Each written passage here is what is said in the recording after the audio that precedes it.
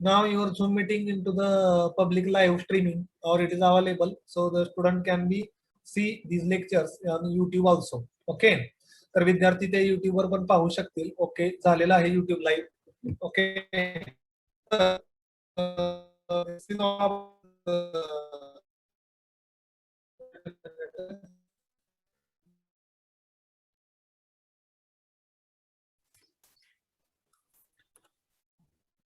मला युट्यूबची लिंक तेवढी शेअर करू दे आणि तोपर्यंत मी स्क्रीन शेअर करतो.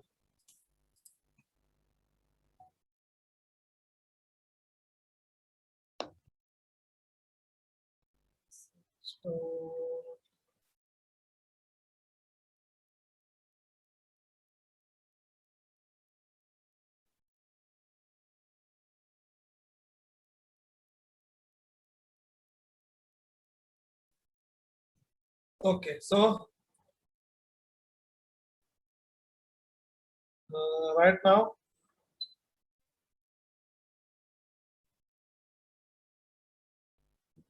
okay, so today I will explain you about Campbell-Stokes Sunshine Recorder. Okay, so what is mean by Campbell-Stokes Sunshine Recorder? How it will be working? सगळ्यांना आवाज येतोय? Screen दिसते का? हॅलो? हो सर. स्क्रीन दिसते का? हो सर. Yes sir. ठीक आहे. ओके, तर आता आहे का? This is I will take a randomly practical number 1, number 2, 3, 4 like I am not taking the practical in a sequence. I will take a random practicals. Okay, so this is our practical number 11, sunshine recorder. So you will see a hemispherical glass is there. Okay, एक काचेचा गोळा दिसतोय, त्याचा diameter आहे 10 centimetre. त्याच्या खाली एक burning कार्डची स्ट्रीप दिसते आहे. ओके, हे स्पेशली सिंथेसाइज्ड कार्डची स्ट्रीप आहे. तर हा काय करतो, कॅम्बल नावाचा सायंटिस्ट होता, Campbell. So he has develop this recorder. त्यानं हा काचेचा गोळा आणि हे जे इन्स्ट्रुमेंट आहे ते डेव्हलप केलं. That's why on his name the instrument name is given by Campbell-Stokes sunshine recorder. It will record the bright sunshine hours in a day. हे काय करतं, दिवसामध्ये किती वेळ स्वच्छ सूर्यप्रकाश होता ते रेकॉर्ड करतं. आता कसं करतं, त्याचं प्रिन्सिपल, त्याचं वर्किंग काय आहे, आय विल एक्सप्लेन यू. मी तुम्हाला ते एक्सप्लेन करणार आहे. Okay, so before going to start the practical, some basic or fundamental concept you have to understood. तर तुम्हाला बेसिक आणि फंडामेंटल कन्सेप्ट समजून घेणं गरजेचं आहे. In when you are in a childhood condition, ज्यावेळेस तुम्ही लहान मुलं असता, आजकाल एक 10-12 वर्षापूर्वी, ठीक आहे, 10-15 वर्षापूर्वी, त्यावेळेस तुम्ही सगळ्यांनी भिंगा, जे भिंग असतं ते भिंगाची वापर करून, भिंग सूर्याकडे पकडून त्याची लाईट किंवा त्या सूर्याची बीम एका जागेवर फोकस करून कागद जाळला असेल. लहानपणी आपण खेळत बसतो ना, म्हणजे आपल्याला जर क्युरियोसिटी असते किंवा उत्सुकता असते, मग आपण काय करतो, गोल भिंग घेतो आणि ते भिंग सूर्याकडे पकडतो. सूर्य, त्या भिंगातनं येणारी सनलाईट जी असते ती एका जागेवर कॉन्सन्ट्रेट होते आणि जो खाली कागद आपण ठेवलेला आहे तो तिथं त्याला आग लागते आणि तो जळतो. Like the same principle is used in this instrument. जे सेम प्रिन्सिपल इथं वापरलेलं आहे, दुसरं तिसरं काही नाही. अतिशय सोपं आणि सिंपल प्रॅक्टिकल आहे. Okay, so now I will start the practical. आता प्रॅक्टिकल स्टार्ट करतो. Sunshine recorder, Campbell-Stokes sunshine recorder. Campbell त्याचं नाव होतं, स्टोक इट्स इज सरनेम, ते त्याचं आडनाव होतं. तर सायंटिस्ट कॅम्बेलनं काय केलेलं आहे, हा काचेचा गोळा बनवलेला आहे. हेमिस्फेरिकल ग्लास बल्ब आहे, हा एक बॉल आहे. Okay, it is a completely transparent, हा पूर्ण ट्रान्सपरंट आहे. The main purpose of this instrument is to focus the sunlight on a single concentrated point. Sunlight जी आहे ती एका जागेवर फोकस करून, खाली जी स्ट्रीप दिसते तुम्हाला, खाली जी कर्वची स्ट्रीप आहे, एकच minute,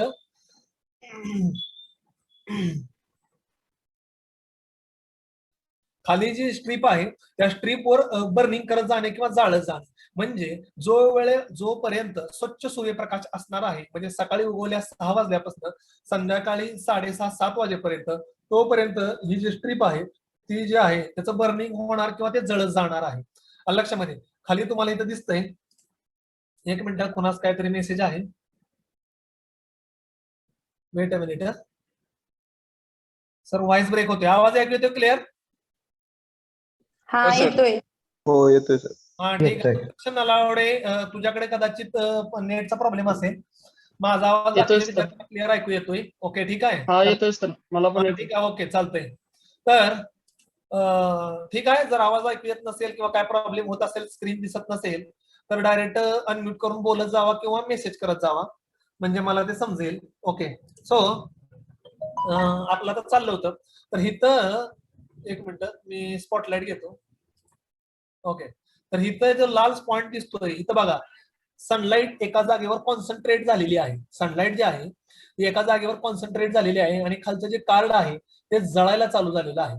it is a specially or chemically synthesized card. हे स्पेशली आणि केमिकली सिंथेसाइज्ड कार्ड असतं. एका लाईन मध्ये सरळ जळत जातं. म्हणजे सकाळी मॉर्निंगला 6 वाजता सूर्य उगवल्यानंतर ते कार्ड बरोबर त्या कार्डवर 6 वाजल्याचं टायमिंग असते.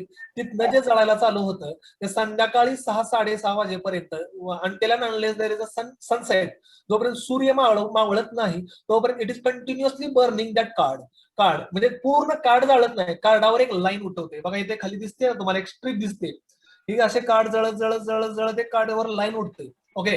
सो या कार्डवर टायमिंग असते 6, 7, 8, 9, 10, 11, 12, 1, 2, 3, 4, 5, 6.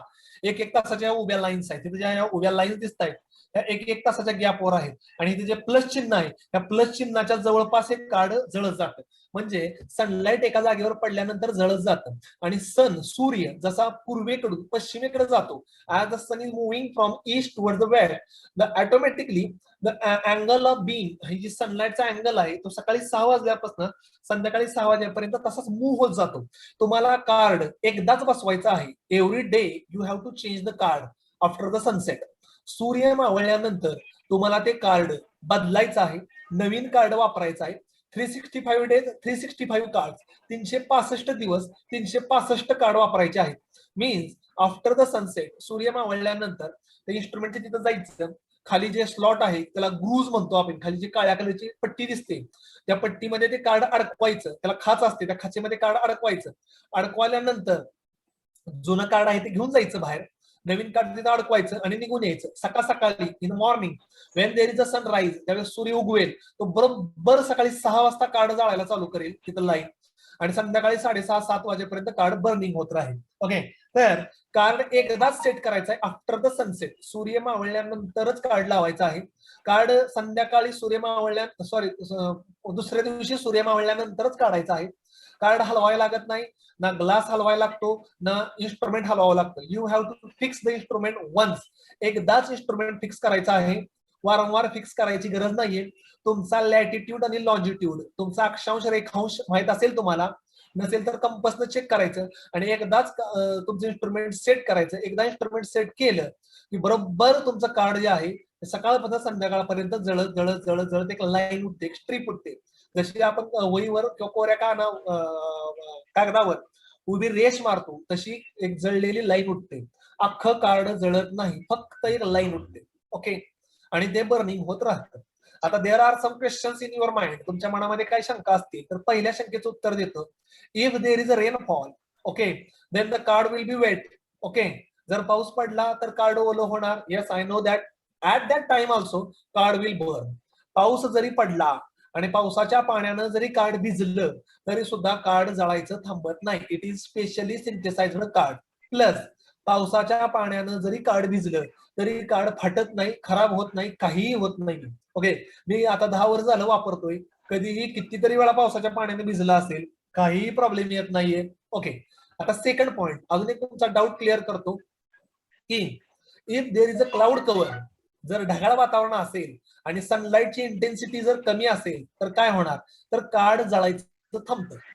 दिस instrument will measure the bright sunshine. Bright हा शब्द महत्वाचा आहे, स्वच्छ सूर्यप्रकाश. So this instrument will measure the bright sunshine hours. हे तास मोजतं. It is not measuring the intensity of sunlight. सूर्यप्रकाशाची तीव्रता मोजत नाही, किती वेळ स्वच्छ, हा महत्वाचा शब्द आहे, ब्राईट सूर्यप्रकाश होता हे मोजतं. Suppose there is a cloud cover, सूर्याच्या मध्ये आणि पृथ्वीच्या मध्ये जर ढग आले, क्लाउड आले, तर तेवढ्या वेळेपुरतं जळायचं थांबतं. आणि पुन्हा स्वच्छ सूर्यप्रकाश आला की जसा सूर्याची पोझिशन पुढे सरकलेली असणार आहे तसं तिथल्या पुढे जळायचं चालू होतं. आता फॉर एक्झाम्पल तुम्हाला मी एक्झाम्पल देतो. सकाळी मॉर्निंगला 6 वाजता कार्ड जळायला चालू झालं at the time of sunrise. सूर्य उगवला, सकाळी 6 वाजता कार्ड जळायला चालू झालं. 6 वाजले, 7 वाजले, 8 वाजले, 9 वाजले, 10 वाजले, 11 वाजले, 12 वाजले, 1, 2 आणि 3 वाजता ढगाळ वातावरण झालं किंवा सूर्यासमोर ढग आडवा आला. ढग आडवा आला की सूर्याची तीव्रता कमी होते. तुम्हाला सगळ्यांना माहिती आहे की क्लाउड कव्हर मुळे ओव्हरकास्ट सिच्युएशन तयार होते किंवा थोडीशी सावली तयार होते. ओके, 2 ते 3 हा 1 तास ढगाळ वातावरण होतं, त्यामुळं कार्ड जळलेलं नाही. 2 ते 3 वाजता ढग निघून गेला आणि स्वच्छ सूर्यप्रकाश पुन्हा खाली पडला. 3च्या पुढे पुन्हा कार्ड जळायला चालू होणार. ओके, 3च्या पुढे ऑटोमॅटिकली, कारण की सूर्याचा अँगल चेंज होतो ना. सूर्य उगवतो मग पश्चिमेला मावळतो, तर सूर्य दिवसभर काय एका पूर्वेकडेच असतो का, डोक्यावरच असतो का, पश्चिमेलाच असतो का, असं काय नसते. दिवसभर जसा जसा सूर्य उगवून डोक्यावर येतो आणि डोक्यावर पुन्हा संध्याकाळी मावळत जातो, तर सूर्याचा अँगल जसा चेंज होतो तशी जी बीम आहे, जे किरण पडलेलं आहे सूर्याचा, आपण एका जागेवर जे फोकस केलेलं आहे ते एका जागी कॉन्सन्ट्रेट होतं आणि कार्ड जे आहे ते जळत जळत जळत जळत जळत जळत जळत जळत पुढे निघून जातं.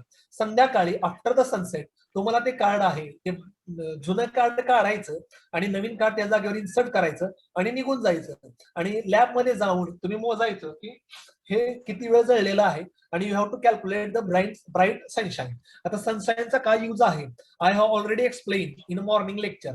सकाळच्या लेक्चरला what is the use of solar radiation or sunshine I have already explain, तुम्हाला ऑलरेडी एक्सप्लेन केलेला आहे. ओके, ती गोष्ट आता सांगायची काय आवश्यकता, डबल रिपीट करण्याची काय आवश्यकता नाही. आता अजून एक पॉइंट तुम्हाला मी सांगतो. ओके, तर हे जर इन्फॉर्मेशन दिलंय, सायंटिस्टचं नाव आहे Campbell. To measure the bright sunshine hour, स्वच्छ सूर्यप्रकाश मोजतं, इंटेन्सिटी नव्हे, तास मोजतं किती वेळ होता तो. ढगाळ वातावरण असेल तर त्याला स्वच्छ सूर्यप्रकाश म्हणलं जात नाही. उत्कर्ष नाळे, स्क्रॅच करू नको स्क्रीनवर, ग्रुप मधनं बाहेर पेकीन 2 मिनिटात. मोबाईलच्या स्क्रीनला स्क्रॅचिंग करत बसू नका, फक्त तुम्हाला लेक्चर ऐकायला इथं सांगितलेलं आहे. Okay, do not disturb me. Okay, लेन्सची साईज असते 10 सेंटीमीटर, स्पेरिकल, गोलाकार. Height from the ground level, instrument जे असते ते जमिनीपासून 10 फूट उंच असते, ग्राउंड लेवलवर बसवलेलं नसतं. ओके, कारण की ग्राउंड लेवलवर जर सेट केलं तर there is a shadow effect, झाडाच्या सावल्या त्याच्यावर पडू शकतील. इन्स्ट्रुमेंट अशा ठिकाणी सेट करायचं there will be no any shadow, कुठल्याही झाडाची सावली इन्स्ट्रुमेंट पर्यंत पोहोचता कामा नये. If there will be a shadow, तर सावली पोचली so it will stop the burning of the cards, कार्डचं बर्निंग स्टॉप करू शकते. त्यामुळे इन्स्ट्रुमेंटची जमिनीपासूनची हाईट जी आहे ती 10 फूट असते आणि कुठल्याही प्रकारची सावली इन्स्ट्रुमेंटवर पडता कामा नये. टाइम ऑफ ऑब्झर्वेशन, ऑब्झर्वेशन कधी घ्यायचं, आफ्टर द सनसेट. एकच पॉइंट आहे, सूर्य मावळल्यानंतर. रोज काय एकाच वेळेस सूर्य मावळत नाही असं मी म्हणू शकत नाही. 6 o'clock, 6:30, 7 o'clock, 7:30. हिवाळ्यामध्ये सूर्य लवकर, नवनाथ देवकाते म्यूट कर स्वतःला, नवनाथ देवकाते म्यूट कर स्वतःला. तर सूर्य काय एकाच वेळेस मावळत नाही. हिवाळ्यामध्ये सूर्य 6:15, 6:30 ला मावळतो आणि आता जो उन्हाळा चालू आहे त्यावेळेस सूर्य जवळपास 7, 7:15 ला मावळतो. सूर्य दिवस आता मोठा व्हायला चालू झालेला आहे. ओके, तर तुम्हाला ह्याच्याविषयीची माहिती दिलेली आहे मी. त्यानंतर ह्याच्यामध्ये 3 प्रकारचे कार्ड असतात मुलांना. ओके, आणि 3 प्रकारचे कार्ड हे 3 वेळेनुसार वापरले जातात. पहिला आहे बघा समर कार्ड, वरचं जे दिसतंय वर, सगळ्यात वरचं टॉपचं कार्ड. ओके, पहिल्या जे 1 नंबरचं कार्ड आहे ते मी 1 नंबर काढतो. एकच मिनिट, अरे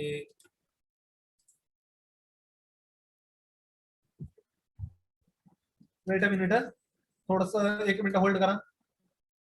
नेक्स्ट स्लाइड झालेली आहे. हे रायटिंग का घेणं, स्पॉटलाइट जाऊ दे. ओके, ठीक आहे. तर प्रिव्हियस घेतो लेक्चर, प्रिव्हियस स्लाइड घेतो, एकच मिनिट जाऊ दे. हे जे पहिलं कार्ड आहे सगळ्यात वरचं ते आहे समर कार्ड. ओके, समर कार्ड म्हणजे हे कार्ड जे आहे हे उन्हाळ्यामध्ये वापरायचं असते. कुठल्या तारखेपासून कुठल्या तारखेपर्यंत ते पण मी तुम्हाला सांगेन. ज्या वेळेस दिवस मोठा आणि रात्र लहान असते त्यावेळेस हे लॉंग कर्व कार्ड वापरलं जातं. ह्याच्यावर जर तुम्ही पाहिलं इथं, ठीक आहे, तर ह्याच्यावर टायमिंग दिलेलं आहे 6. थांबा 1 मिनिट, हे घेतो, स्पॉटलाइट घेतो. Okay, 6, 7, 8 9 10 11 12 1 2 3 4 5 6 7 okay. तर एकच मिनिट थांबा, मी अनोटेशन डबल घेतो, ते जरा रायटिंग करतो म्हणजे यू कॅन अंडरस्टूड इझिली, तुम्हाला व्यवस्थित समजेल. ओके. तर ओके, नाव इथं बघा जवळपास 5 आहेत हे, ठीक आहे. दिसत नसेल तर तुम्हाला 6 आहे, इथं लिहिलेलं नसतंय पण इथं 7 असतं, इथं पण लिहिलेलं नाहीये पण हे 8 आहे. ओके, 8 o'clock मी लिहितोय तुम्हाला म्हणजे कळावं म्हणून.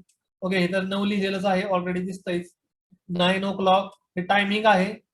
दिस is 10 o'clock, this is 11 o'clock, this is 12 o'clock, this 12. नंतर हे दुपारचा 1 आहे, हे 2 आहे. ओके, हे 3 आहे, हे सॉरी हे 4 आहे, हे 5 आहे. ओके, हे 18 म्हणजे 6 आहे. ओके, हे संध्याकाळचे 7 आहेत. ओके, हे असं टायमिंग असतंय. ओके, मग सूर्य जे सनलाइट जी बीम पडते ते इथं असं असं असं असं वगैरे ह्याच्यावरून असं जाळत जाते. ओके, समजा हे असं 9 वाजेपर्यंत हे कार्ड जळलं फॉर एक्झाम्पल घ्या, आणि 9 ते 10 ढगाळ वातावरण होतं, 10 ते 11 ढगाळ वातावरण होतं. पुन्हा हे जळायला लागलं, असं जळत जळत जळत जळत जळत जळत जळत जळत जळत जळत जळत गेलं इथं संध्याकाळपर्यंत. तर तुम्ही कसं मोजणार आहे का, इथनं ह्या लाईन मधनं सकाळी 5:30 वाजता सूर्य उगवलाय फॉर एक्झाम्पल घ्या, 6 7 8 9 9 वाजेपर्यंत, 9 वाजून हे 15 मिनिटं, 9:15 पर्यंत स्वच्छ सूर्यप्रकाश होता. तिथनं ढगाळ वातावरण होतं, 9:15 वाजल्यापासून 11:15 वाजेपर्यंत ढगाळ वातावरण होतं. ओके, 11:15 पासून पुन्हा स्वच्छ सूर्यप्रकाश होता. हे कार्ड जळत जळत जळत जळत जळत गेले, संध्याकाळी जवळपास 7 वाजेपर्यंत हे कार्ड जळलेलं आहे. तर ह्याच्यावरून तुम्ही मोजू शकता किती वेळ स्वच्छ सूर्यप्रकाश होता. पहिला अर्धा तास, 1 2 3 4, ओके, 4.5 तास. नंतर इथं 15 मिनिटं, इथं 15 मिनिटं, 5 तास, 6 7 8 9 10 11 12, जवळपास 13 तास स्वच्छ सूर्यप्रकाश होता उन्हाळ्यामध्ये. तर हे आहे समर कार्ड. ओके, तर समर कार्ड काय, डे लेंथ लांब असल्यामुळं, दिवस मोठा आणि रात्र लहान असेल त्यावेळेस हे लॉंग कर्व कार्ड, ह्याला लॉंग कर्व कार्ड असं म्हणतात. त्यानंतर दुसरं जे आहे इक्वेनॉक्सियल कार्ड, ज्याला शॉर्ट स्ट्रेट कार्ड म्हणतात. इक्वेनॉक्सियल कार्ड ज्याला स्ट्रेट कार्ड म्हणतात, हे कार्ड कधी वापरतात, when day is 12 hours and nights are 12 hours. ज्यावेळेस दिवस 12 तासाचा आणि रात्र 12 तासाची असते त्यावेळेस हे इक्वेनॉक्सियल कार्ड वापरलं जातं. दिवस 12 तासाचा आणि रात्र 12 तासाची असते त्यावेळेस हे इक्वेनॉक्सियल कार्ड वापरलं जातं. ह्याच्यावर पण तेच आहे बघा, 6 7 8 9 10 11 12 13 14, म्हणजेच 13 14 म्हणजे 1 2, 15 म्हणजे 3, 16 म्हणजे 4, 17 म्हणजे 5, 18 म्हणजे 6. त्यावेळेस दिवस 12 तास रात्र 12 तासाची असते त्यावेळेस हे इक्वेनॉक्सियल कार्ड वापरलं जातं. आणि तिसरं जे आहे शॉर्ट कर्व कार्ड, हे जर फोटो मध्ये जरी सरळ वाटत असलं तरी थोडस असं तिरकं असतंय. तिसरं असतंय short curve card. It is used in winter, ज्यावेळेस दिवस लहान आणि रात्र मोठी असते, day are shorter and night are longer, त्यावेळेस हे शॉर्ट कर्व कार्ड वापरलं जातं. आता तुम्हाला हे जे डिटेल इन्फॉर्मेशन पुढच्या स्लाइड मध्ये देतो. ओके, एक मिनिट क्लिअर मला करू दे ड्रॉइंग. तर there are 3 types of cards are used in the sunshine recorder. Sunshine recorder मध्ये 3 प्रकारचे कार्ड्स असतात. ओके, लॉंग कर्व कार्ड ज्याला आपण समर कार्ड म्हणतो. Okay, it is used during 13 April to 31 August. हे लॉंग कर्व कार्ड 13 एप्रिल पासून 13 August पर्यंत वापरलं जातं. ओके, त्याला समर कार्ड पण म्हणतात उन्हाळ्यामध्ये, कारण की दिवस मोठा असतो. ओके, त्याच्यामुळे inserted in a bottom slot, ह्याच्यामध्ये 3 स्लॉट असतात. त्या खालच्या स्लॉट मध्ये, बॉटम स्लॉट मध्ये वापरलं जातं. 3 म्हणजे खाचा असतात, स्लॉट म्हणजे खाच. त्यानंतर शॉर्ट कर्व कार्ड, त्याला विंटर कार्ड पण म्हणतात. शॉर्ट कर्व कार्ड ज्यावेळेस दिवस लहान आणि रात्र मोठी असते त्यावेळेस हे शॉर्ट कर्व कार्ड वापरलं जातं. ड्युरिंग 13 ऑक्टोबर ते एंड ऑफ फेब्रुवारी, 13 ऑक्टोबर पासून एंड ऑफ फेब्रुवारी पर्यंत हे कार्ड वापरलं जातं. दिवस लहान आणि रात्र मोठी असते. Inserted in a top slot, वरच्या स्लॉट मध्ये वापरलं जातं. आणि स्ट्रेट कार्ड ज्याला इक्वेनॉक्सियल पिरियड म्हणलं जातं, ज्यावेळेस सूर्यकिरण विषुववृत्तावर असतात त्यावेळेस दिवस 12 तासाचा आणि रात्र 12 तासाची असते, त्याला म्हणलं जातं straight card. Okay, during 1 March ते 12 एप्रिल आणि 1 सप्टेंबर ते 12 ऑक्टोबर, ओके, हे वापरलं जातं. आणि पोझिशन असते मिडल स्लॉट, बरोबर मधोमधच्या स्लॉट्स मध्ये घातलं जातं. So these 3 cards are used in the sunshine recorder. कोणत्या महिन्यामध्ये कोणत्या तारखेपासून कोणत्या तारखेपर्यंत वापरतात, इट इज फिक्स आणि it is change in each and every country. प्रत्येक देशामध्ये याच्यावरचे दिवस आणि वेळ बदलू शकते. हे जे टायमिंग आहे, हे जे डेट दिलेले आहेत, it is for the India only. हे फक्त भारतासाठी आहे. ओके, इंडियामध्ये सनची पोझिशन, आपल्या पृथ्वीचा सूर्याशी होणारा अँगल हा एकसारखा नसतो. ओके, पृथ्वी ज्यावेळेस स्वतःभोवती फिरता फिरता सूर्याभोवती फिरते. ओके, स्वतःभोवती 24 तासामध्ये फिरते आणि सूर्याभोवती 365 दिवसामध्ये फिरते.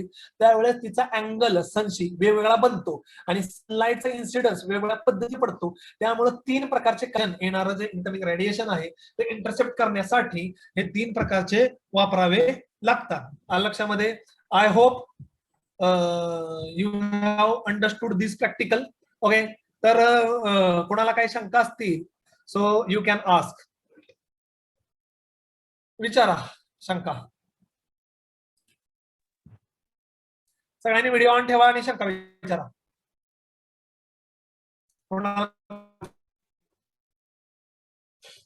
व्हिडिओ ऑन ठेवा सर्वांनी.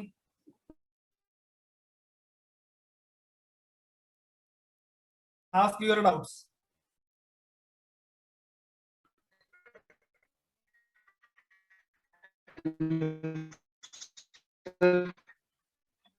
येस, बोला.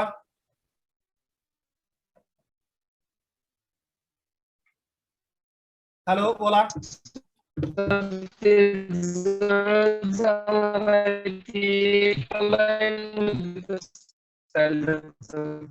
हॅलो, तुझा आवाज व्यवस्थित ऐकू येत नाहीये. सगळ्यांनी व्हिडिओ ऑन ठेवा रे.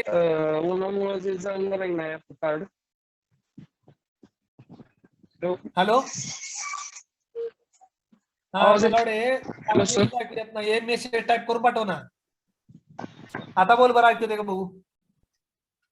हा सर, म्हणलं ते उन्हामुळे जे जाणार आहे ना कार्ड, मग जळतच ना बाबा. त्याच्यावर एक लाईन जी उठते, स्ट्रीप जी उठते, ते कार्ड जळतच ना. फक्त एक लाईन न जळतं. जसं लहानपणी तुम्ही गाणं खालचं कागद जाळायचा का नाही, तसंच एक काम आहे. फक्त अख्खा कागद हा स्ट्रीप हा कार्ड जळत नाहीये.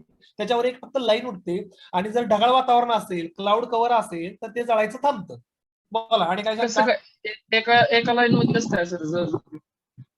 अरे बीम एका लाईन मध्येच पडते ना बाबा. त्या एका लाईन मध्येच बीम पडते आणि त्यासाठी तसंच ते जास्त पेटू नये म्हणून. जिथं जिथं कार्ड केमिकली सिंथेसाइज्ड असतं, एका खास केमिकलनं बनवलेलं असतं आणि एक वेगळ्या प्रकारचा कागद असतो. त्यामुळे जिथं सनलाईटची बीम पडते तेवढाच भाग जळतो, आजूबाजूला जास्त जळत जात नाही. ते वेगळ्या प्रकारचा कागद असतो, आपला रेग्युलर कागद नसतो. आणि पावसानं जरी भिजलं, पूर्ण भरपूर पावसानं भिजलं तरी सुद्धा जळायचं थांबत नाही. ज्या भागावर सनलाईटची लाईट पडते तेवढाच भाग फक्त जळतो. बोला, आणि काय शंका. सगळ्यांनी व्हिडिओ ऑन ठेवा. बोला, काय शंका. आणि कोणाला काय शंका असेल तर विचारा. आता कसं आहे माहितीये का, ज्यावेळेस आपण जर कॉलेज फिजिकली चालू असतं तर तुम्हाला मी ऍक्च्युली कार्ड कसं जळतं आणि कशा पद्धतीने बर्निंग होतं आणि सनलाईट कशी कशी ट्रॅव्हल करते किंवा मुवमेंट कशी होते हे सगळं फिजिकली दाखवलेलं असतं. पण आता काय प्रॉब्लेम आहे, इथं ऑनलाईन शिकवायचं म्हटलं की खूप प्रॉब्लेम येते. ते जरी मी कन्सेप्ट क्लिअर करत असलो तरी it is very difficult to clear the concept of student by using a power point presentation. Practical असं पीपीटी शिकवणं हे खूप अवघड गोष्ट आहे. But I will try my level best. मी माझा प्रयत्न करतोय. बोला, आणि काय शंका आहे का. विचारा, डाऊट्स विचारा. बोला, कोणाला काय शंका आहे का. विचारा, कोणाला काय डाऊट आहे का. If you have any doubt ask me. विचारा. मी अजून एकदा एक्सप्लेन करतो तुम्हाला practical, so it may be easy to understood. तुम्हाला अंडरस्टँड करायला इझी जाईल. किंवा सिंपल जाईल त्यासाठी मी एकदा रिपीट एक्सपेरिमेंट रिपीट आउट करतो. ओके, सो यस बोला. स्ट्रीपवर जर कचरा पडला तर? कचरा नाही पडला तरी उडून जातो तेव्हा हवेनं धुळीनं. आणि स्ट्रीप वाऱ्यानं का उडून जात नाही माहितीये का? इथं जे खाचा आहेत ना स्लॉट दिसते का? स्लॉट दिसतात का? खाचा दिसतात का? हो खाली सर. बघा स्लॉट आहे ती, त्या खाच्यात कार्ड अडकवायचं आणि तेवढ्या भागात समजा जर कचरा पडला त्या बीनच्या लाईन मध्ये तर कचरा तेवढ्या भागातला जळून जातो आणि तिथं खालचं पुन्हा कार्ड पण जळतं. तसं काय कचऱ्याचा एवढा प्रॉब्लेम येत नाही. बोला आणि काय शंका आहे का? एकच मिनिट थांबा, मी पुन्हा एकदा रिव्हिजन देतो तुम्हाला. सर सनशाईन रेकॉर्डर केलेलं त्याचा यूज काय होते? कशाचा? सनशाईन रेकॉर्ड म्हणजे केलेला हा, आपण. आता सकाळी पण सांगितलेलं आहे की तुम्ही जी ब्राईट सनशाईन मोजता त्याच्यावर जेवढ्या वेळ स्वच्छ सूर्यप्रकाश असेल तेवढ्या वेळेस झाडाचं फोटोसिंथेसिस चांगलं होतं. ओके, जर ढगाळ वातावरण असेल, there is a cloudy weather असेल तर कार्ड जळणार नाहीये. क्लाउडी वेदर असेल तर काय होतं, तेवढ्या वेळेस फोटोसिंथेसिस थांबतं. Okay, it will stop. थांबतं म्हणत नाहीये, स्लो डाऊन होतं किंवा कमी होतं. ओके, सो ब्राईट सनशाईन असणं is very important in a point of view of photosynthesis. Photosynthesis होण्यासाठी स्वच्छ सूर्यप्रकाश असणं गरजेचं आहे. इंटेन्सिटी कमी असेल, तीव्रता, तर फोटोसिंथेसिस सुद्धा कमी होतं. प्लस सनलाईट जेवढी स्वच्छ असेल तेवढं इव्हॅपोरेशन भरपूर होतं, ट्रान्सपिरेशन होतं, त्यामुळे समुद्राच्या पाण्याची वाफ होते, त्यापासून ढग बनतात, पाऊस पडतो. ही जी सायकल आहे it is a continuous cycle. Okay, त्यानंतर सॉइल मध्ये जे मायक्रो ऑर्गॅनिझम्स असतात त्याची वाढ आणि ग्रोथ होण्यासाठी किंवा विंडची मुवमेंट होण्यासाठी, हवेची मुवमेंट होण्यासाठी, सूर्यप्रकाशामुळे सुद्धा टेम्परेचरमुळेच विंडची मुवमेंट होते. लक्षात ठेवा एक गोष्ट तुम्हाला मी सांगतो, ह्या पृथ्वीवर जेवढ्या गोष्टी घडतात का नाही, टेम्परेचर असेल, विंड असेल, त्यानंतर इव्हॅपोरेशन असेल, क्लाउड फॉर्मेशन असेल, रेनफॉल असेल, ह्युमिडिटी असेल, सगळ्याला एकच गोष्ट शिल्लक आहे किंवा एकच गोष्ट जबाबदार आहे, that is our sun. Sun, because of sun we are living here. सूर्यामुळे आपण जिवंत आहे. आणि लक्षामध्ये, सूर्य नसता तर तुम्ही आम्ही कुणीही जिवंत राहू शकत नाही. हे तेवढंच इम्पॉर्टंट आहे. जर सूर्य एक दिवस जरी उगवला नाही तरी टेम्परेचर मायनस मध्ये जाईल आणि सगळी पृथ्वी आणि सगळी पाणी आणि सगळी माणसं गोठून मरतील. सूर्य असल्यामुळं टेम्परेचर मेंटेन राहते. सनलाईट जर नसेल तर लगेच गोठून जाईल आणि गोठल्यामुळं तिथं जगणं माणसाला अशक्य होईल. ह्या सूर्याच्या टेम्परेचरमुळं तरी आपण इथं सर्व्हायवल आहे किंवा आपलं इथं लिव्हिंग आहे. आणि सूर्य आहे म्हणून पाण्याची वाफ होते, आणि पाण्याची वाफ होते म्हणून पाऊस पडतोय, आणि पाऊस पडतोय म्हणून आपल्याला प्यायला पाणी किंवा शेतीला पाणी भेटतंय. नाहीतर जर सूर्य नसता तर पाण्याची वाफ झालीच नसती, आणि पाण्याची वाफ झालीच नसती तर पाऊस पडलाच नसता. आणि लक्षामध्ये हा सुद्धा एक सगळ्यात महत्वाचा आहे. अन्न तयार करण्यासाठी, फोटोसिंथेसिससाठी, इव्हॅपोरेशनसाठी, सगळ्यासाठी हा सन इज अ मेजर सोर्स. हा सगळ्यात मोठा सोर्स आहे. It is a free energy. Okay, ठीक आहे. तर आता पुन्हा एकदा रिव्हिजन देतो तुम्हाला मी. प्रॅक्टिकल नंबर 11 मी आदनमधनं शिकवतोय, काय काय प्रॅक्टिकल मध्ये शिकवायचे राहिलेले आहेत ते शिकवत जाईन सिक्वेन्सनं, मधनं शिकवतोय. काय हरकत नाही. तुम्हाला काय, प्रत्येक प्रॅक्टिकल हे सेपरेट आहे आणि वेगळं आहे. एका प्रॅक्टिकलचा दुसऱ्या प्रॅक्टिकलची काय तसा डायरेक्ट संबंध नाहीये. ओके, तर थेअरीमध्ये मी तुम्हाला टॉपिक शिकवतोय एअर टेम्परेचर, सोलार रेडिएशन. आता सकाळी सोलार रेडिएशन शिकवला आणि दुपारी आता कसं सोलार रेडिएशन मोजायचं, सॉरी सोलार ड्युरेशन मोजायचं हे शिकवतोय. आणि सोलारची इंटेन्सिटी, तीव्रता मोजण्यासाठी दुसरं इन्स्ट्रुमेंट असते सोलारिमीटर किंवा पायरॅनोमीटर. ते पण मी तुम्हाला पीपीटी मध्ये पुढच्या आठवड्यामध्ये शिकवीन. सोलारिमीटर किंवा पायरॅनोमीटर वरनं how we can measure the sun intensity, सूर्याची तीव्रता कशी मोजायची. किंवा लक्स फोटोमीटर हे इन्स्ट्रुमेंट जे आहे ते सूर्याची तीव्रता मोजतं, इंटेन्सिटी मोजतं. तुम्ही हंपायरच्या हातामध्ये बघितलं असेल क्रिकेटच्या मॅच मध्ये, तर तसं तर त्याचा तुम्हाला यूज नेक्स्ट वीक मध्ये, पुढच्या आठवड्यामध्ये शिकवेन मी तुम्हाला ते इन्स्ट्रुमेंट. आता सध्या एकदा रिव्हिजन देतो. I will repeat it again. So the practical number 11, sunshine recorder, Campbell Stoke sunshine recorder. Campbell is the name of the scientist. His name is Campbell and surname is Stoke. तर Campbell Stoke ह्या सायंटिस्टने instrument बनवलेला आहे. That's why we are called as a Campbell Stoke sunshine recorder.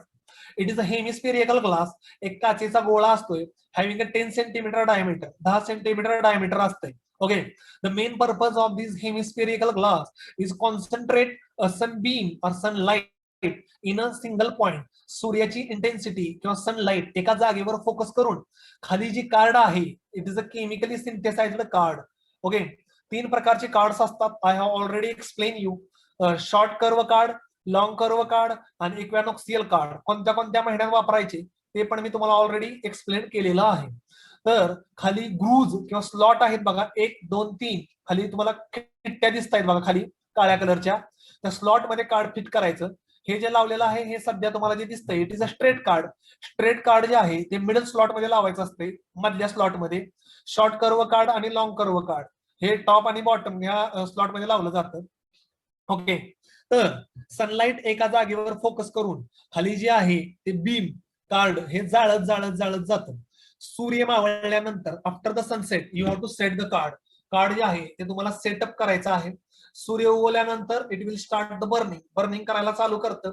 It will be move along with the moment of the sun. सूर्य जसा डोक्यावर येत जाईल तशी तशी बीम जी आहे सनलाइटची ती पुढं पुढं पुढं पुढं सरकत कार्ड जे आहे ते जाळत जातं. Okay, at the time of sunset सूर्य मावळताना हे संध्याकाळी 6:30 7 जो टायमिंगला सूर्य मावळायचा असेल तिथपर्यंत हे कार्ड जाळत जातं किंवा बर्निंग करत जातं. It is up to the height of 10 feet. जमिनीपासून ही जी उंची 10 फूट असते. ओके, जमिनीपासून ही जी उंची आहे ही 10 फूट असते.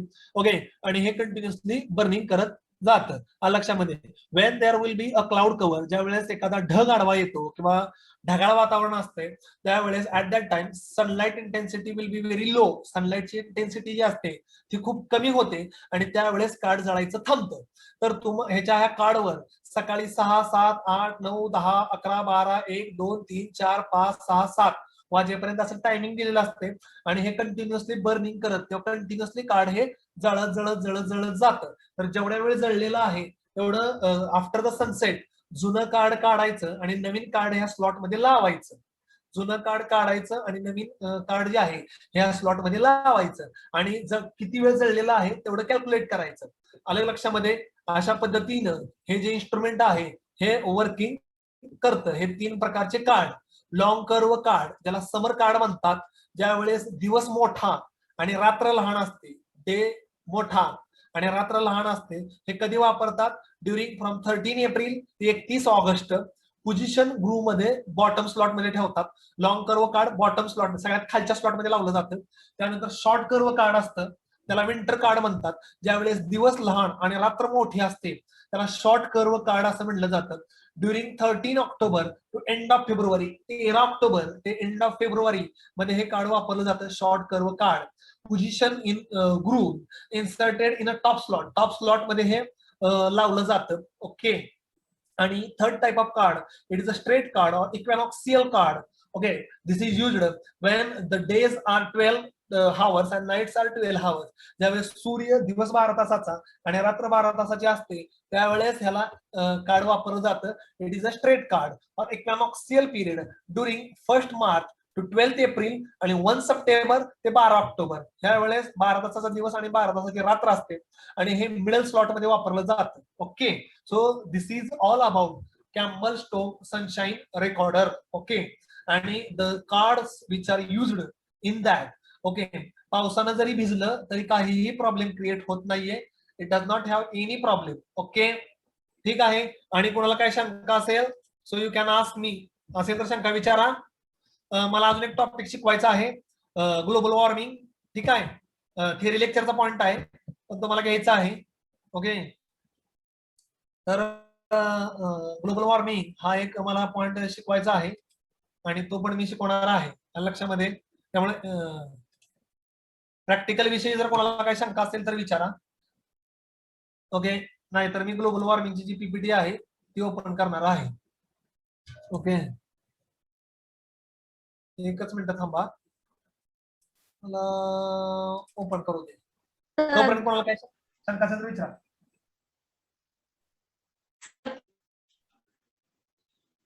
हॅलो सर, येस बोला. जर समजा आपलं कार्ड आहे ते 10 ला स्टॉप झालं जायचं हा, ढगाळ वातावरणामुळे, मग आणि नंतर ऊन यायला लागलं 11 वाजेपासून, ती कस काय त्याला कस काय कळते की आता 11च वाजले बाबा, त्यामुळे आपल्याला 11 पासून पुढे जायचंय. आता एक लक्षात ठेव, तू सूर्य तर पुढे जाणार का नाही? सूर्य सकाळी 6 वाजता पूर्वेकडे असतो, संध्याकाळी 6 वाजता पूर्वेकडे असतो का? नसतो. तो काय करतो? सूर्य उगवतो ना, वर वर वर वर जातो ना. मग त्याला काय काढला काय घेतलेत नाही. सूर्याचा जो अँगल आहे ना, सूर्यकिरण आता 10 वाजता समजा ढगाळ वातावरण आहे, पण मग काय सूर्य पुढे पुढे जायचा थांबलाय का? मला सांग. सूर्य तर पुढे जाणार ना, 10:15 पुढे जाणार, 10:30 पुढे जाणार, 11 पुढे जाणार. मग 10 वाजता जळायचं थांबलंय, तिथं जिथं जळायचं थांबलेलं आहे. पण 11 वाजता ढगाळ वातावरण निघून गेलं, सूर्यकिरण डायरेक्ट 11 वरच पडणार आहे ना, का टाइमवरच पडणार आहे का? की तोपर्यंत सूर्य पुढे पुढे पुढे पुढे निघून गेलता, तेवढा जो पिरियड आहे तेवढा वेळ जळायचं थांबलेलंच आहे कार्ड. आणि जिथनं पुन्हा बीम पडली ते 11 वाजताच चालू होणार आहे. त्यामुळं ते काय होतंय, सूर्याची जी मुवमेंट आहे, सूर्य जसा पूर्वेकडून पश्चिमेकडे जातो, पुढे पुढे पुढे पुढे पुढे, तसं हे जळत पुढे पुढे पुढे पुढे जातं. ऑटोमॅटिक ऑटोमॅटिक म्हणायची काय गरज नाही, नॅचरल आहे. ओके, कळलं का? चला, आणि काय कोणाला शंका आहे का? ओके, तर ग्लोबल वॉर्मिंग आपण चालू करतोय. ओके, तर ग्लोबल वॉर्मिंग विषयी कोणाला काय माहिती आहे का? बोला जरा. मी तुम्हाला प्रश्न विचारलाय, याला उत्तर येते ना, बोला. What is mean by global warming?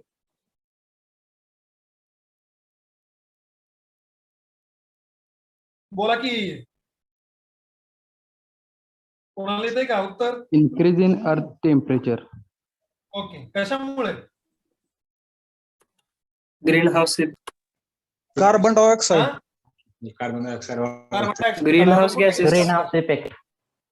Chlorofluorocarbon.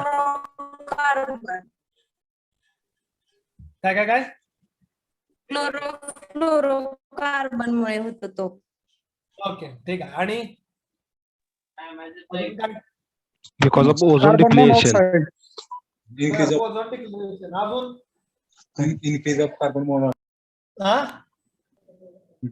Increase in carbon monoxide in temperature. Agriculture responsible आहे का त्याला, global वॉर्मिंगला?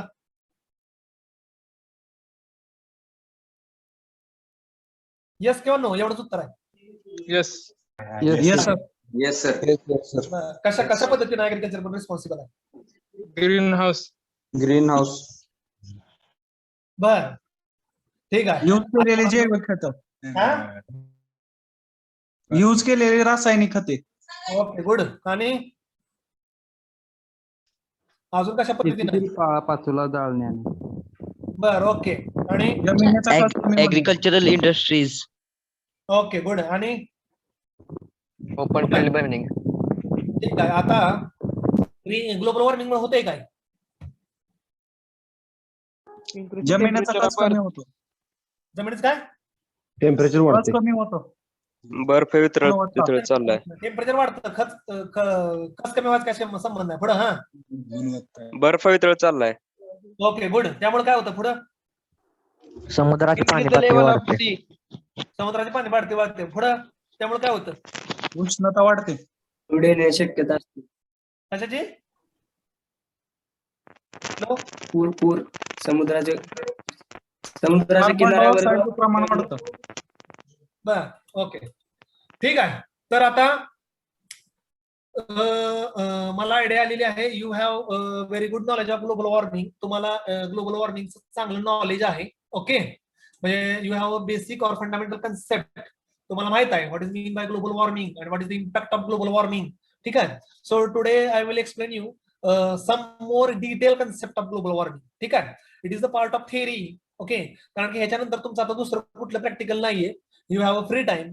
That's why I am covering this topic. Okay, एक अर्धा तासाचं काम आहे. अर्ध्या तासामध्ये हा टॉपिक सिम्पल शिकवून, आणि वेळ पण आहे आपल्याकडे, त्यामुळं एक टॉपिक आणि एक पॉइंट. तर तुम्हाला बऱ्यापैकी आयडिया आहे what is mean by global warming and global warming. Okay, so global ह्या शब्दाचा अर्थ आहे जग. ओके, ग्लोब म्हणजे पूर्ण जग आलं त्याच्यामध्ये. तर त्या फक्त इंडिया येतो अशातला भाग नाहीये. ऑल ओव्हर द वर्ल्ड जगामध्ये जेवढे देश आहेत, जवळपास 200-250 देश आहेत, सगळीकडेच हा प्रॉब्लेम आहे. आणि वॉर्मिंग मीन्स गरम होणे. ओके, वॉर्मिंग म्हणजे गरम होणे. ओके, इथं एक फोटो दिसतोय तुम्हाला. पृथ्वीचं टेम्परेचर वाढते म्हणजे जळताना अशी दिसते पृथ्वी. हा इमॅजिनरी फोटो आहे, एक इमेज आहे, म्हणजे पृथ्वी काय ऍक्च्युअली जळत नाहीये, पण टेम्परेचर वाढते म्हणून हा नेटवरचा एक फोटो मी टाकलेला होता. Okay, so increasing the temperature of Earth is known as a global warming. आता काही मुलांचा मग अशी शंका होती की ग्रीन हाऊस मुळे टेम्परेचर वाढतं, तो इफेक्ट आहे green house gas effect. Agriculture is also contributing towards the global warming आहे. As compare to industry or as compare to other industry, ऍग्रिकल्चरचा जो रोल आहे इन ग्लोबल वॉर्मिंग तो खूप कमी आहे. आता काही मुलांनी सांगितलं इन्सेक्टिसाइड, पेस्टिसाइड किंवा फर्टिलायझरच्या कंपन्यांमधनं वेगवेगळ्या प्रकारचे गॅसेस ऍटमॉस्फिअर मध्ये रिलीज होतात, किंवा वेगवेगळ्या प्रकारचे आपण केमिकल्स यूज करतो किंवा स्प्रेइंग करतो, त्याच्यामधनं गॅसेस पास होतात. बरोबर आहे ते आन्सर. त्यामधनं काय त्याच्यामुळे पण ग्लोबल वॉर्मिंग होतं. किंवा जनावरं जे आहेत आपले अॅनिमल्स, ते चावताना रवंत करतात. रवंत करताना त्यांच्या पोटामध्ये अन्न पचल्यानंतर रवंत करताना त्यामधनं मिथेन त्यांच्या पोटामधनं किंवा त्यांच्या शेणामधनं बाहेर पडतो, CH4 मिथेन सुद्धा. त्यामुळे जनावरं पण थोड्याशा प्रमाणामध्ये रिस्पॉन्सिबल आहेत.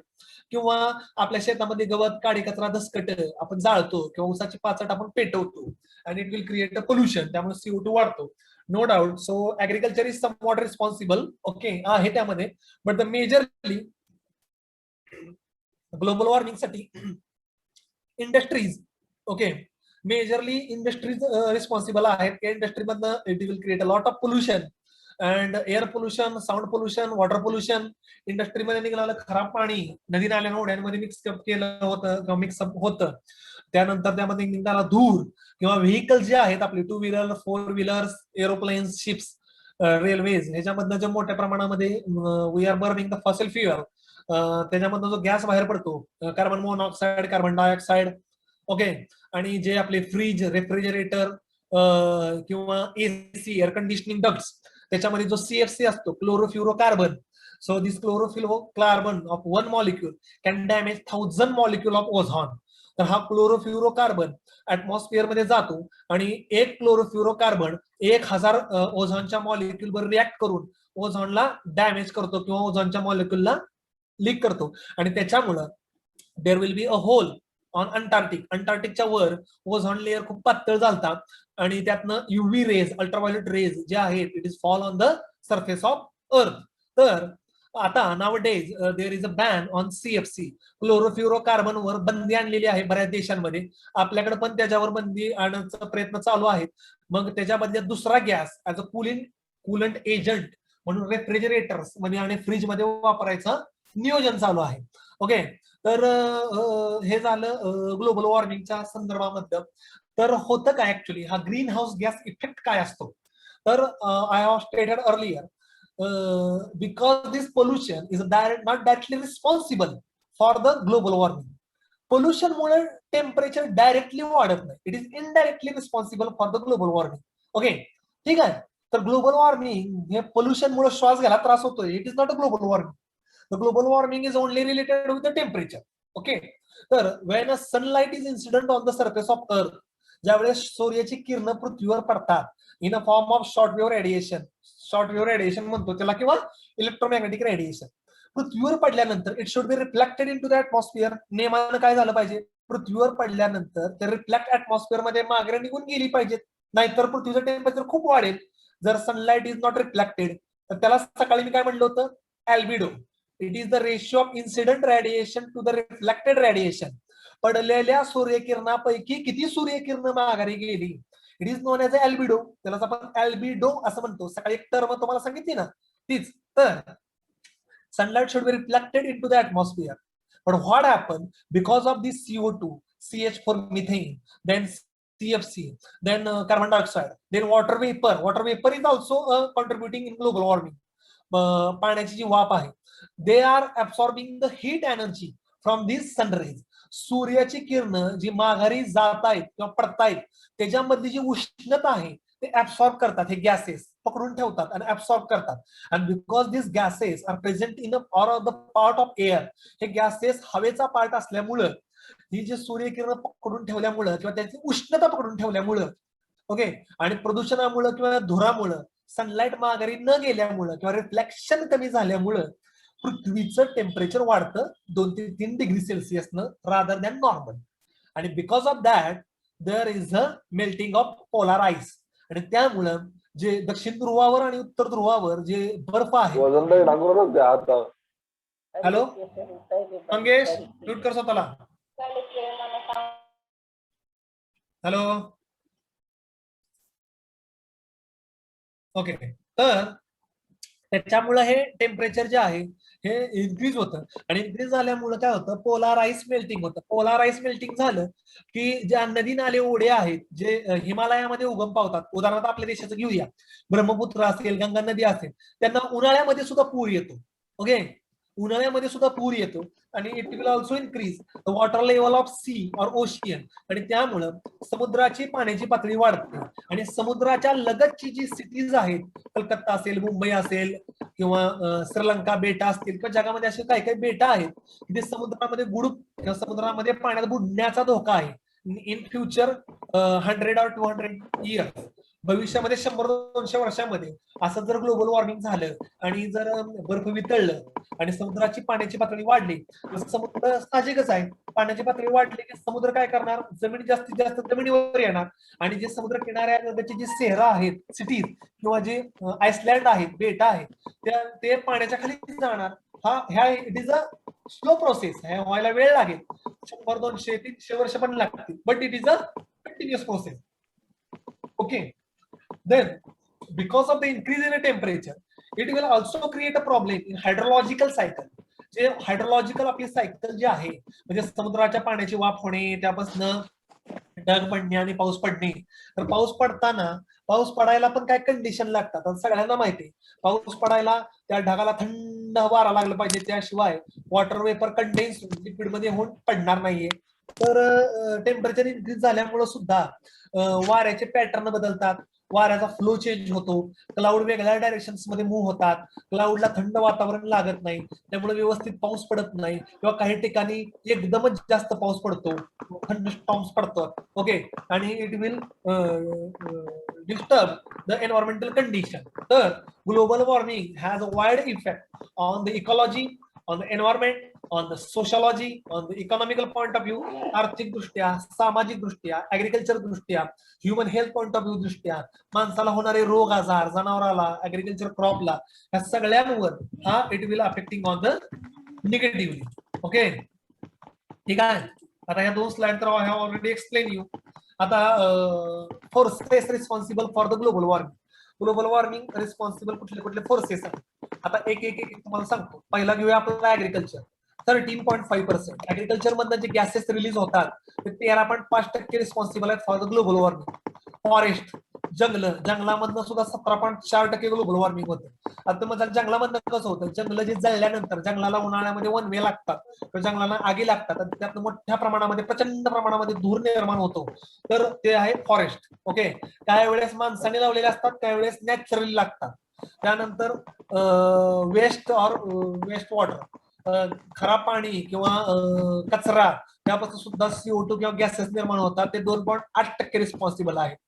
त्यानंतर एनर्जी सप्लाय मध्ये जे आपले औष्णिक विद्युत केंद्र आहे, जिथं कोळसा जाळून लाईट तयार केली जाते, किंवा आपले जे इंडस्ट्री आहेत वेगवेगळ्या पद्धतीच्या कमर्शियल इंडस्ट्री. हॅलो संकेत माळी, म्यूट कर. कोण आहे रे येडायला का, तुम्हाला म्यूट करायच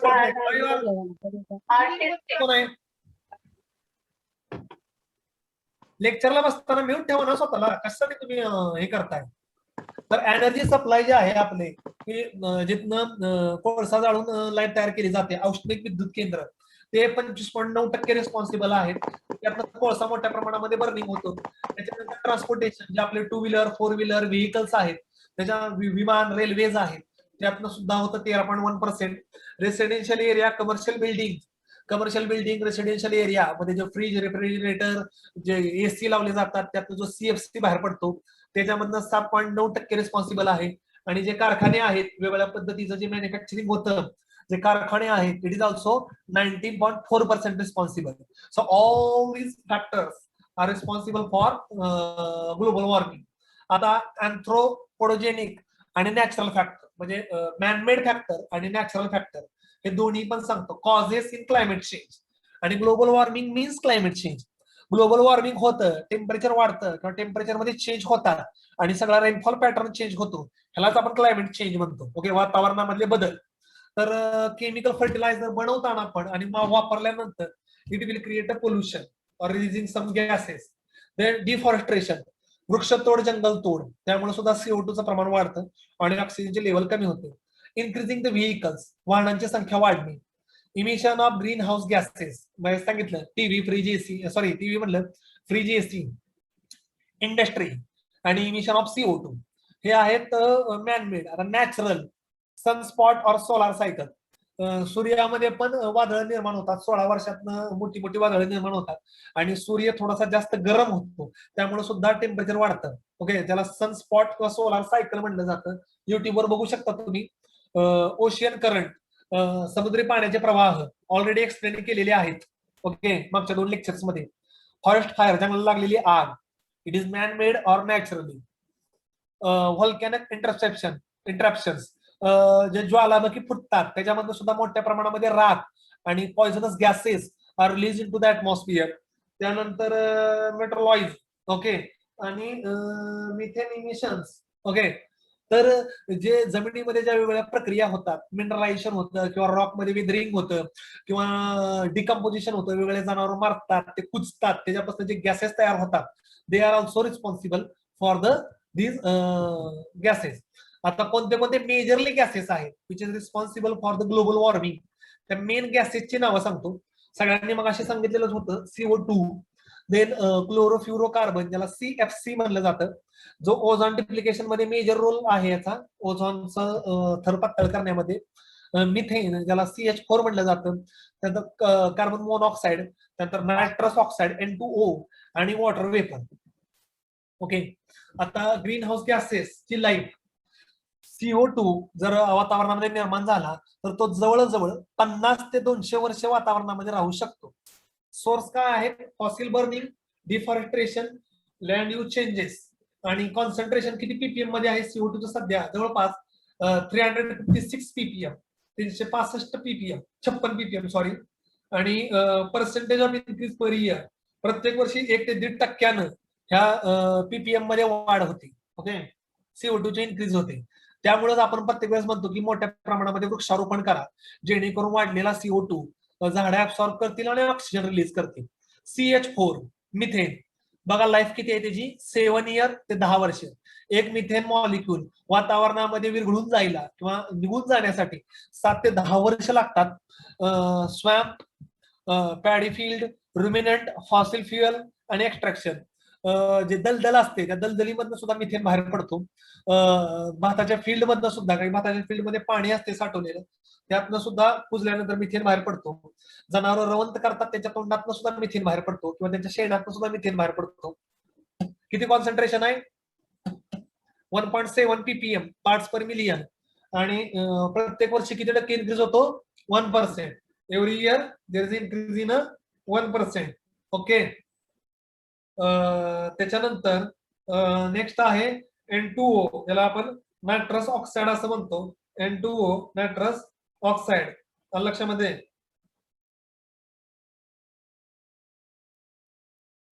ओके, सो नायट्रस ऑक्साईड, तर it will be in 115 years, 150 वर्ष हा ऍटमॉस्फिअर मध्ये राहतो. 115 इयर्स, 150 वर्षापर्यंत ऍटमॉस्फिअर मध्ये राहतो. Radiative index per molecule, radio index per molecule, radio आहे थोडासा, रेडिओ सबस्टन्सेस मधून पण बाहेर पडतो. Percent contribution to green house gases कमी आहे. Fossil fuel, biomass, burning of fertiliser, खत बनवताना, काही गोष्टी जाळताना यातनं बाहेर पडतो. कॉन्सन्ट्रेशन किती आहे? 0.3 ppm. आणि प्रत्येक वर्षी किती वाढ होते? 0.3% न इन्क्रीज होते. त्यानंतर CFC, क्लोरोफ्युरोकार्बन, CFC. ओके, क्लोरोफ्युरोकार्बन 75 वर्षात 110 वर्ष लाईफ आहे याची, क्लोरोफ्युरोकार्बनची, एका मॉलिक्युलची. आणि जवळपास सगळ्यात मेजर कॉन्ट्रीब्युशन आहे 53%. आणि मॅनमेड केमिकल्स, जे सांगितलं तुम्हाला, AC आणि रेफ्रिजरेटर, फ्रीज मधनं हा कूलंट गॅसेस म्हणून, कूलंट गॅस म्हणून युज केला जातो. कॉन्सन्ट्रेशन आहे 0.005% आणि प्रत्येक वर्षी 5% इन्क्रीज होते CFC मध्ये. त्याच्यानंतर O3, ओके, ज्याला आपण वॉटर वेपर पण म्हणतो. ठीक आहे, तर ह्याचा काय एवढा मेजर कॉन्ट्रीब्युशन नाहीये. ठीक आहे, ओके. तर predicted climate change in 2020 21st century, 21व्या शतकामध्ये किती टेम्परेचर वाढू शकतं. IPCC international panel on climate change ही एक संस्था आहे, त्यांनी एक अहवाल दिलेला होता. त्यांनी सांगितलं होतं की 21व्या शतकामध्ये म्हणजे आता सध्या जे शतक आहे त्यामध्ये टेम्परेचर जे आहे पृथ्वीचं ते 1 ते 3.5 डिग्रीने वाढू शकतं. कमीत कमी 1 डिग्री सेल्सिअस ते जास्तीत जास्त 3.5 degree Celsius. Rise in sea level, समुद्राची पाण्याची पातळी 15 सेंटीमीटर ते 95 सेंटीमीटर पर्यंत वाढू शकते. कमीत कमी 15, जास्तीत जास्त 95.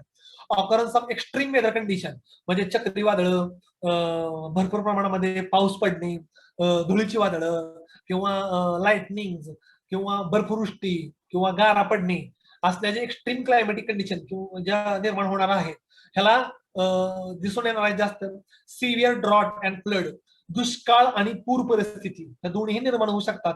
Adverse effect on ecological system, ecological किंवा एन्व्हायरमेंटल सिस्टम वरचा, आणि effect on human health, economy and quality of life of the people. माणसाची जी आयुष्य आहे किंवा हेल्थ आहे, ओके, त्याची जी क्वालिटी ऑफ लाईफ आहे ह्यावर सुद्धा इम्पॅक्ट येऊ शकतो किंवा होऊ शकतो. लक्षामध्ये the changes due to the global warming, water expand when it is heated and the ocean absorb more heat than the land, so the sea level will raises. The sea level would also raise due to the melting of the ice glacier and sea ice. The cities on the coastal will be flooded. तर समुद्राच्या जवळपासच्या ज्या शहरं आहेत त्यामध्ये पाणी शिरतं. Okay, जर समुद्राच्या पाण्याची पातळी वाढली तर ज्यावेळेस त्याला सुनामी येईल किंवा ज्यावेळेस लाटा येतील मोठ्या मोठ्या त्यावेळेस सुद्धा होऊ शकतं. The places that usually get lot of rain and snowfall might get hotter or drier. Okay, काही जे हिल स्टेशन आहेत किंवा रेग्युलर जे प्लेसेस आहेत तर ते सुद्धा जास्त गरम होऊ शकतात. आता उदाहरणार्थ गंगानगर डिस्ट्रिक्ट आहे राजस्थानमध्ये, तिथं सगळ्यात जास्त टेम्परेचर असते जवळपास 48 डिग्री सेल्सिअस. आणि ब्रह्मपुरी हे आपल्या कोकणामध्ये गाव आहे, तिथं पण 48-49 डिग्री सेल्सिअस टेम्परेचर असते. आणि आपल्याकडे चंद्रपूर, नागपूर, विदर्भामध्ये टेम्परेचर 46-47 डिग्री सेल्सिअस आहे. विचार करा किती टेम्परेचर आहे, 46-47 डिग्री सेल्सिअस. उन्हाळ्यामध्ये तुम्ही बाहेर पडू शकत नाही. आता ह्या वर्षीचा उन्हाळा थोडासा बरा चाललाय, जास्त टेम्परेचर नाहीये ह्या वर्षी अजून तरी, अजून मे महिना यायचा आहे, म्हणजे जास्त गरम होत नाहीये ह्या वर्षी. ओके, पण मागच्या जर 2-3 वर्षात जर उन्हाळा बघितला तर टेम्परेचर भयानक वाढत होतं. माणसाला घरात बसणं सुद्धा अवघड जात होतं, इतकं टेम्परेचर किंवा एवढी गरम होत होतं. ह्या वर्षी जरा वातावरण थंड आहे, कूल आहे, या वर्षी जरा वातावरण बरं आहे, उन्हाळा जरा बरा चाललाय आतापर्यंत तरी. The places usually get lot of rain and snowfall get hotter and drier. ज्या भागामध्ये मोठ्या प्रमाणामध्ये पाऊस पडतो त्या ज्या भागामध्ये मोठ्या प्रमाणामध्ये बर्फवृष्टी होते ते हॉट आणि ड्रायर होते. द लेक्स अँड रिव्हर कुड ड्रायर. तर नदी नाल्या ओढ्यांमध्ये काही ठिकाणी भरपूर पाऊस आणि काही ठिकाणी बिलकुल पाऊस नाही. So uneven distribution of this rainfall may happen. Okay, म्हणजे काही ठिकाणी इतका पाऊस पडतो की उन्हाळ्यात पूर येतो नदीला, आणि काही ठिकाणी एवढा कमी पाऊस पडतो की प्यायला पाणी नसते माणसाला. There would be a more drought making hard to grow the crop. Drought जास्त किंवा वारंवार पडल्यामुळे पिकं घेणे किंवा ऍग्रिकल्चर पॅटर्न आहे, क्रॉप कल्टिवेशन आहे, they will got also affected and the crops are also get more infected with the attack of pests and diseases. Some plant and animal might become extinct because of the heat. Okay, तर काही plant आणि काही अॅनिमलला या उष्णतेचा त्रास होतो. आता माणसाला होतो म्हटल्यावर animal and plant these are naturally. Hurricanes म्हणजे चक्रीवादळ, ज्यावेळेस टेम्परेचर विंड व्हेलॉसिटी 200 ते 250 किलोमीटर पर हावर असते. Tornado, storm which cause by the change in heat and water evaporation may get more common. आता हुरिकॅन, टॉर्नेडो आपल्या देशामध्ये दिसून येत नाही. It is mostly observed in अमेरिकेमध्ये दिसतात अशी भयानक चक्रीवादळ. मागच्या वर्षी फियान नावाचं चक्रीवादळ आपल्याकडं मुंबईमध्ये आणि कोकणामध्ये धडकलं होतं. त्याचं वाऱ्याची वेलॉसिटी 100 ते 120 किलोमीटर होती. तुम्ही युट्यूबवर पाहू शकता किंवा न्यूज चॅनल जर मागच्या वर्षी पाहिले असतील तर फियान नावाचं चक्रीवादळ आपल्याकडे धडकलेलं होतं.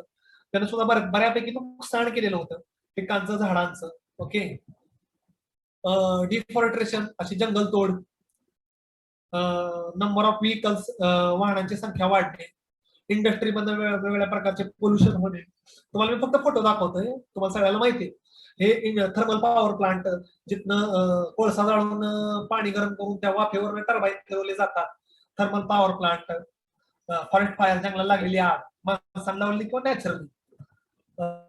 त्याच्यानंतर अॅनिमल रिलीज CO2 आणि मिथेन, जनावरांच्या शेणामधनं किंवा जनावरांच्या तोंडामधनं मिथेन बाहेर पडणे.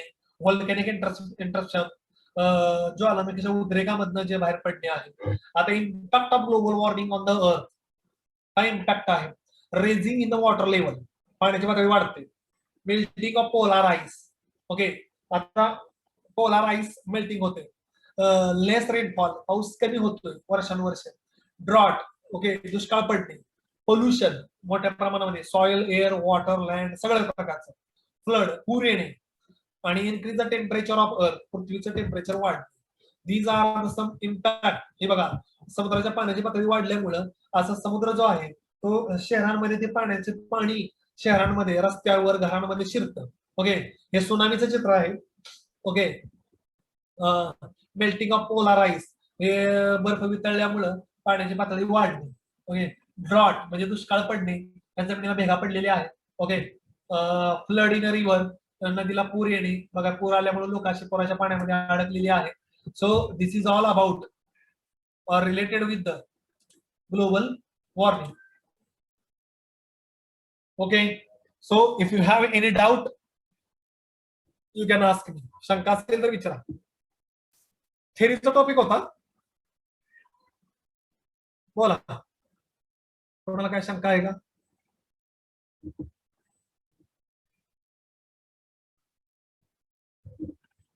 कोणाला काय शंका असेल तर विचारा.